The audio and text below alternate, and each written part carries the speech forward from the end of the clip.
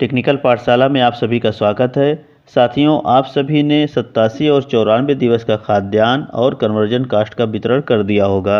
आज की इस वीडियो में हम 87 और 94 दिवस का प्रेरणा पोर्टल पर ऑनलाइन उपभोग प्रमाण पत्र भरने का पूरा प्रोसेस बताएंगे और साथ ही उपभोग प्रमाण पत्र भरने में आने वाली कठिनाइयों का निराकरण करने का भी प्रयास करेंगे।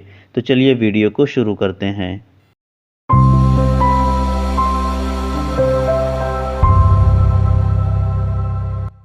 जैसे आप प्रेरणा पोर्टल पर लॉगिन करेंगे तो इस तरह का पेज ओपन होगा, जहां पर लिखा हुआ है विद्यालय स्तरीय उपभोग प्रमाण पत्र।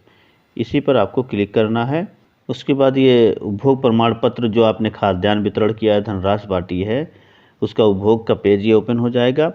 अब यहाँ पर देखेंगे ये जो ओपन हुआ है ये पिछले सत्र का है, जिसमें आपने 74 दिन, 49 दिन, 138 दिन का बांटा हुआ था, उसका उपभोग है।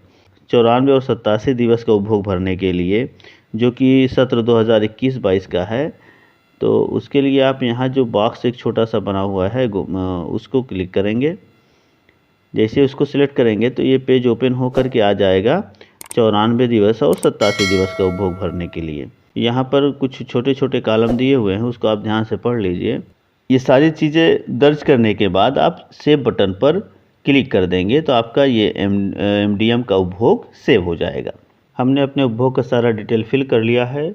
यहाँ पर हमने 1 अप्रैल 2021 को अवशेष धनराशि फिल किया है, अवशेष खाद्यान्न यहाँ पर है, और उसके बाद सत्र 2021-22 में जो हमें धनराशि प्राप्त हुई है यहाँ पर फिल किया है, और खाद्यान्न जो हमें गेहूँ और चावल मिला उसको दोनों को टोटल करके यहाँ पर उसका मात्रा फिल कर दिया है।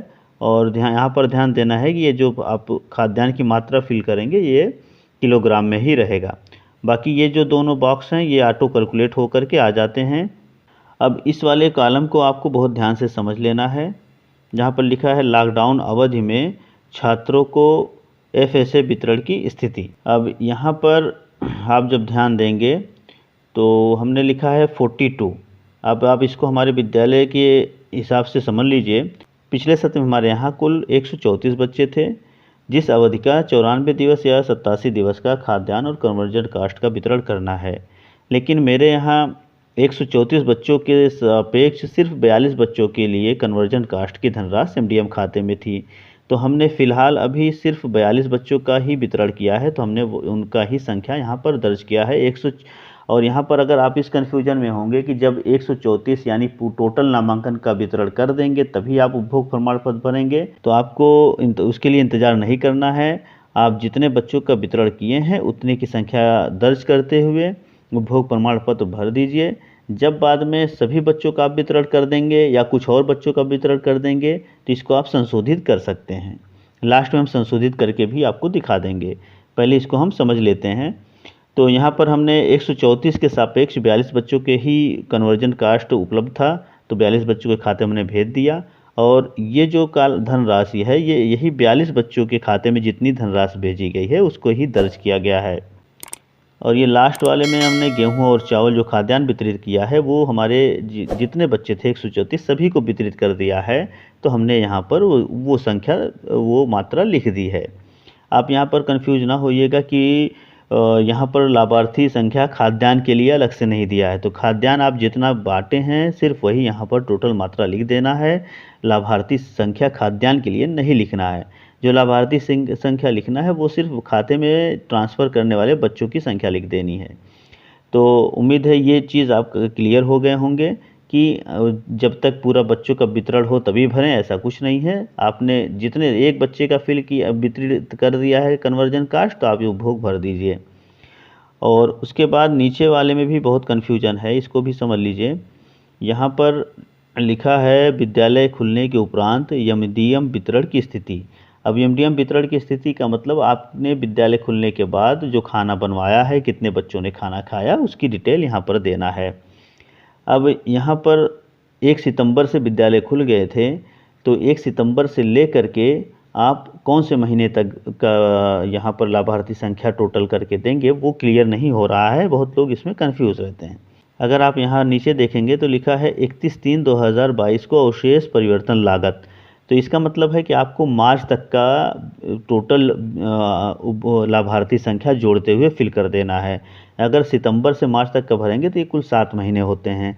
7 महीने में प्रत्येक महीने में जितने बच्चों ने खाना खाया है उसको टोटल करते चले जाइए सातों महीने का। उसके बाद टोटल करने के बाद यहाँ पर उनकी संख्या को आपको सिर्फ दर्ज कर देना है। बाकी के ये जो कॉलम हैं, ये 4 कॉलम, ये सारे ऑटो फिल हो जाएंगे। तो हमने ये सारा डिटेल फिल कर लिया है और सारी डिटेल सही हैं। अब इस उपभोग प्रमाण पत्र को हम यहाँ पर जो सेव बटन है इस पर क्लिक करके सेव करेंगे।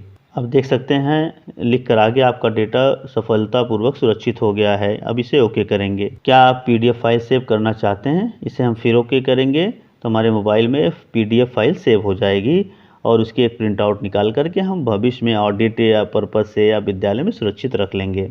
अब हम आपको इसे एडिट करके दिखा देते हैं ताकि आप जब वितरण कुछ और बच्चों का कर लें और इसको संशोधित करना चाहें तो कैसे करेंगे। जैसे मान लीजिए हमने खाद्यान्न और बच्चों को बांट दिया, अभी 42 बांटा था, फिर 20 बच्चों का या 50 बच्चों का या पूरे बच्चों का पैसा आ गया जो बाकी थे। तो हम एडिट करने के लिए कुछ नहीं करना है, ऊपर जब भी रहेगा हम सही सत्र सेलेक्ट कर लेंगे और यहाँ पर आ जाएंगे उपभोग वाले में 94 दिन के, और यहाँ पर जैसे ही कर्सर क्लिक करेंगे तो ये एडिट का होने लगता है। तो आप जो भी संख्या है दर्ज करके नीचे सेव बटन पर क्लिक करेंगे तो फिर से सेव हो जाएगा। जैसे अब देख लीजिए मैं सेव कर रहा हूँ तो आ गया, फिर आपका डाटा सफलतापूर्वक सुरक्षित हो गया है। तो साथियों, ये थी एक छोटी सी जानकारी 87 और 94 दिवस का प्रेरणा पोर्टल पर खाद्यान्न और कन्वर्जन कास्ट वितरण का ऑनलाइन उपभोग प्रमाण पत्र भरने के संबंध में। वीडियो को अंत तक देखने के लिए आप सभी का बहुत बहुत धन्यवाद। अगर वीडियो पसंद आया हो तो लाइक और शेयर जरूर करें और हमारे चैनल को सब्सक्राइब करना ना भूलें। जल्द ही हम हाजिर होंगे एक नए वीडियो के साथ, तब तक के लिए धन्यवाद।